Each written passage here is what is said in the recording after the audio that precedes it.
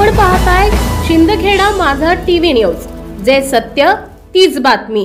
स्वातंत्र्य दिनी ही न्यायाची याचना।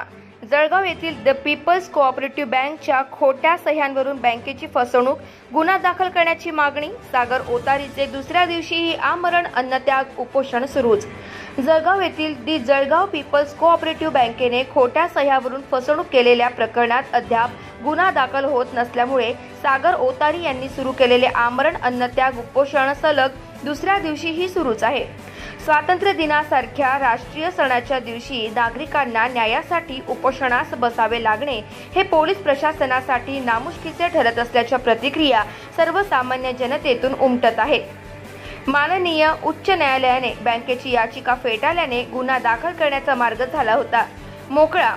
दिनांक 26 एप्रिल 2025 रोजी चोपडा शहर पोलीस स्टेशनला दाखल केलेल्या फसवणुकीच्या तक्रारीवर अद्याप गुन्हा नोंदवला गेलेला नाही।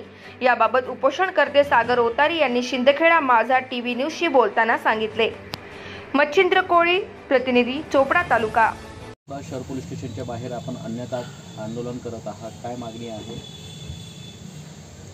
नमस्कार, माझं नाव सागर काशीनाथ ओतारी। मी 26 एप्रिल 2025 रोजी चोपडा शहर पोलीस स्टेशनला तक्रारी अर्ज दिलेला आहे।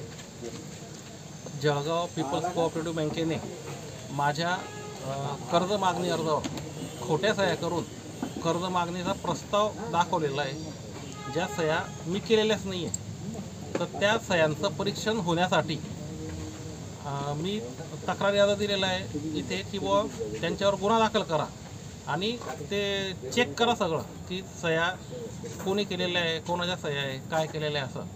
तर पोलिसांनी सर्व तपास पूर्ण केला माझ्या माहितीप्रमाणे आणि 2-3दा DYSP साहेबांकडे गुन्हा दाखल करण्यासाठी परवानगी देखील मागितलेली आहे। मध्यंतरी ते हायकोर्टात देखील गेले होते, जळगाव पीपल्स कोऑपरेटिव्ह बँकेवाले।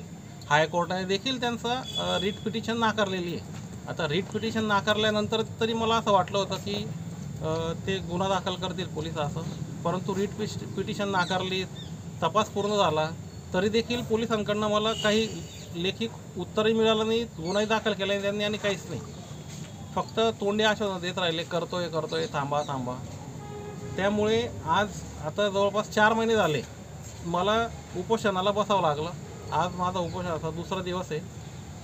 जोपर्यंत जळगाव पीपल्स बँकेवर गुन्हा दाखल होऊन मला न्याय मिळत नाही तोपर्यंत माझा लढा सुरू राहील, तोपर्यंत मी उपोषण सोडणार नाही।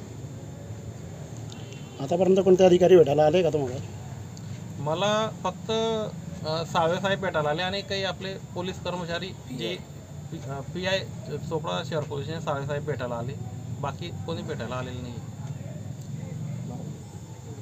आपलं नाव सांग। Subscribe now and press the bell icon.